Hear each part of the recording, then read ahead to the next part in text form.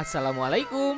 Halo guys, pulang dari Gunung Galunggung yang dingin, cocok banget kalau makan makanan berkuah dan panas. Namanya Tasik, ya pasti enaknya ngabaso. Saya dan Teh Ayu Rikina nyobain makan di Baso Aci Raya yang berada di Jalan Cisinga. Patokannya arah Cisayong, ada sebelah kiri jalan sebelum jembatan. Di sini konsepnya prasmanan. Ada pilihan tahu, siomay, cilok isi ayam, cilok isi gaji, baso halus, baso urat, dan baso isi cincang. Kalau Teh Ayu makannya pakai mie amin manis dengan banyak baso dan cuangki. Sambalnya yang merah berminyak bikin cikruh. Favorit kita sih baso uratnya. Jujur Li, ini baksonya lebih mirip baso Malang tapi pakai topping dan sambal ala Garut.